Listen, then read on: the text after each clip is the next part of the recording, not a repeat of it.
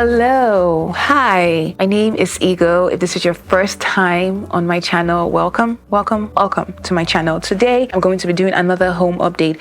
Technically, I haven't done a home update video in a while. I think it's been a couple of weeks because of the holidays and all the things that have been going on. But this is really just a continuation or a part 2 of the video that I posted last week, my bookshelf reorganization video. And if you've seen that video, you know that it was a little intensive, but we finally got things to a good spot.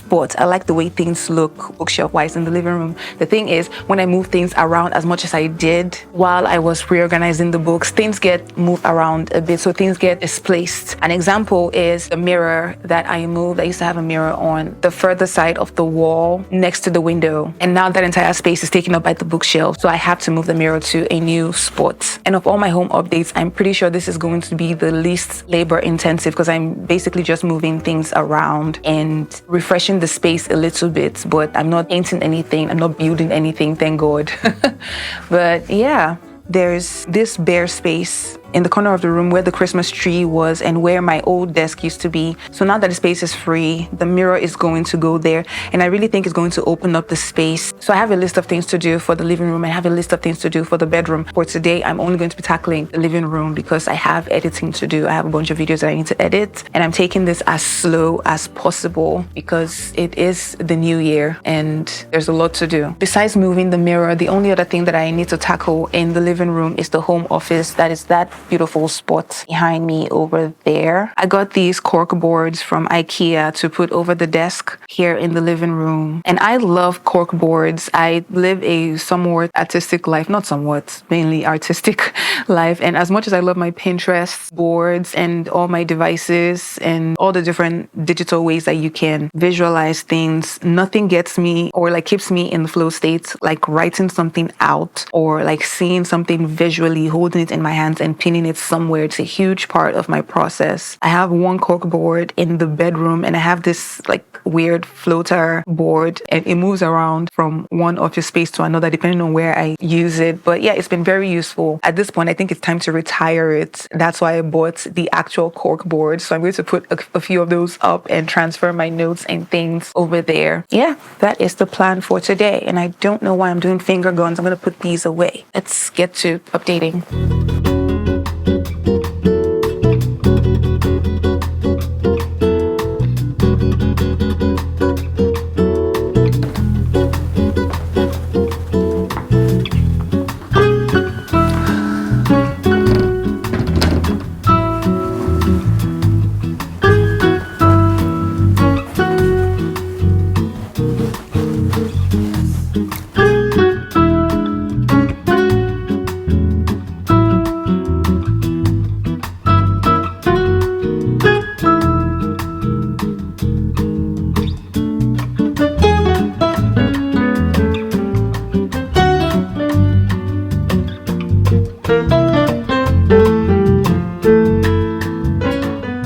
So fun fact, the round cork boards are actually sold as cooking/kitchen accessories for keeping hot pots from touching like table surfaces. So I'm absolutely using them for what they weren't sold for, you know, an entirely different purpose, but I think it works. And I'm also taping my extension cord upside down and under the table to make some sort of cable management system so that the extension cord doesn't just sit on the floor and you have wires on the floor. Then when it came to putting the boards up, that went by pretty quickly because I had already taped out and measured where I wanted the boards to go. So far, this is absolutely the fastest like home refresh that I've ever done.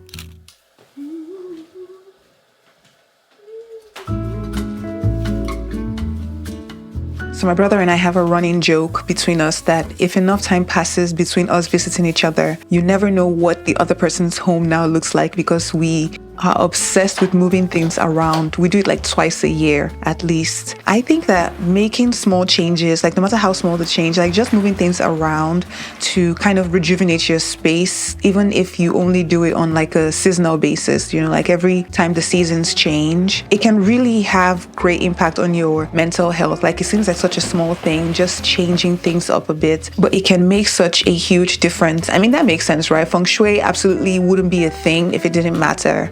So yeah, there's that. Not to mention the fact that you can declutter in the process. You can get rid of some old things. You can, look through your space and do seasonal check-ins to make sure that you're actually surrounded by things that you are using, things that you actually want to be there, and you're not just keeping things just to keep things. Yes, I highly recommend it. If you've seen my last living room update, then you know that this is the rug that used to be in the living room. I washed it, gave it a very, very good clean, and I decided to use it in the bedroom instead of giving it away or like throwing it away. And oh my God, these mirrors were such a fun project. I worked on them over the weekend just to not have like plain glass sitting on the wall. I wanted to see if I could do something. So I worked with some acrylic paints and I basically just doodled. I really didn't start out with anything specific in mind, but overall I liked how they turned out. And then all that was left was putting things back into place.